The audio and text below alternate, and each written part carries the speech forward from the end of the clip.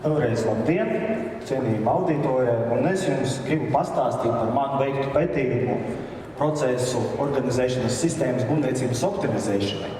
Un jūs varbūt redzējāt to darba nosaukumu kaut kur pēc vārda Orokons.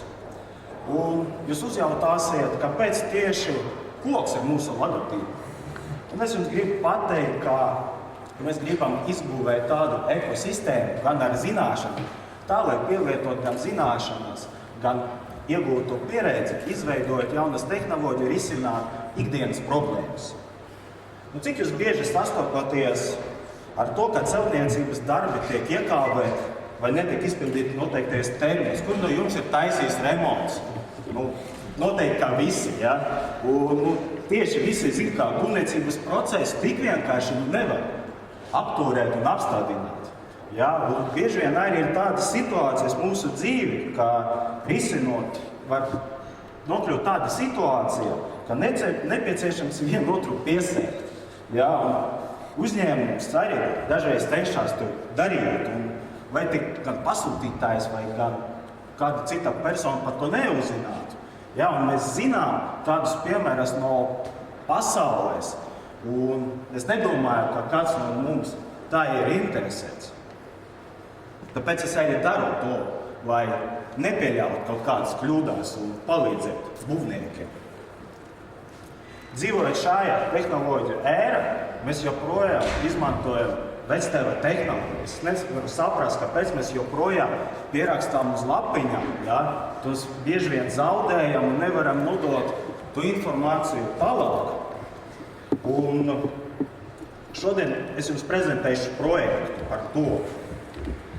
Kā jums šķiet, cik liela nozīme ir kontrole? Mēs uzskatām, ka optimizācijai, pārvaldei un kvalitatīvām produktam ir nepieciešama kontrole no visām pusēm, no visam ieinteresētām pusēm. Un mums arī izrādās, kā atbalstā ekonomikas ministrē, jo viņiem ir viens dokuments kvalitatīva būvniecība 2020, kur ir noteikusi, ka būvniecības likumā gan prioritātes, gan būvniecības izaugsme, konkurētspēja un kvalitāte ir efektīva pārvaldes ievēršana. Orokon tieši palīdz ar to, jo vienīgais neatjaunojamais resurs, tas ir laiks. Un mēs gribam palīdzēt cilvēkiem ietaupīt laiku, lai viņi varētu to investēt kaut kādam citam pasākumam. Līdz ar to ir izstrādāta standartizēta datu apmaiņas sistēmas, ar kuru palīdzību jūs varat analizēt, koreģēt, plānot, organizēt, veikt stratēģijas, uzraudzību un riskus, tā lai pagatavo visu efektīvi. Galvenā problēma ir tā, ka mums ir milzīgs daudzums ar lietu un darbību, ko var darīt vienkārši un kvalitatīvi. Es nesaprotu, kāpēc mēs to darām sarežģīti un ilgi. Un izmantojot jaunās tehnoloģijas, mēs varam beidzot šo milzīgo zilonu nomest no mūsu pleciem. Un kā mēs agrāk fiksējam tas neatbilstības. Bieži vien rakstējam e-pastu, sūtījam faksus, tagad protams, ir bišķiņ vienkāršāk, bet joprojām zvanam pa telefonu, un cilvēki dažreiz arī neatbild, un tā informācija kaut kur pazūd. Kas ir nepieciešams? Ir telefons, viņš man šķiet ir katrā. Rekur neatbilstība. Mēs nofiksējam, un tā jau nokļūt sistēma, kur varētu tālāk to apstrādāt un dot gan darbu uzdevumus un skatīt, kas notiek. Atskaita veidojas tikai par 15 sekundēm. Ja jums vajag atrast informāciju, tāpat bieži vien te filtri viņi mums atslodzina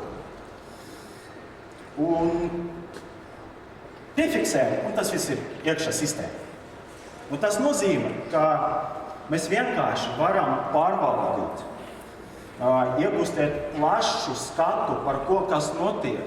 Bieži vien vai ir izdarīts vai nav izdarīts, un kas tieši varbūt to nav izdarīts, jo tāda ir dzīve. Un kāds ir viens celtniecības būves laiks 40, 50 gadi. Bet kas mainās? Remonti, pārbūves, galu kaut kāda cita apstākļa tam ieteikumi. Un šāda informācija mums atvieglotu darbu uzdevus un rīcības plānus. Un dāmas un kungi, šobrīd mēs runājam, ka mēs pat 2-3 gadus neatceramies, kas notika. Mēs ko runāt par 50 gadiem. Un tāpēc arī izstrādāt tādu sistēmu informācijas ātrai atrāšanai un apstrādai. Un kur tu meklē parasti arhīvā? Jā, ļoti labi. Es pats personīgi gribēju atrast informāciju par savu mājokli. 3 dienas, 3 arhīvi un kāds ir rezultāts? Es tikai uzzināju, kad māja ir nodota eksploatācijai. Viss. Un datu apkopošana un struktūrēšana. Tas ir tas, ar ko mēs nodarbojamies tagad, jo mums ir tāds atbalsts un izdevība tajā procesam, lai mūsu sabiedrība un tās lietas, kas mums ir svarīgas, varētu mainīt. Un mēs ticām, ka pats svarīgākais šajā pasaulē tā ir cilvēku dzīvība. Un kvalitatīvs vai, pareizāk sakot, nekvalitatīvāks būvniecības process, zināmā mērā, ir par to atbildīgs. Paldies par uzmanību!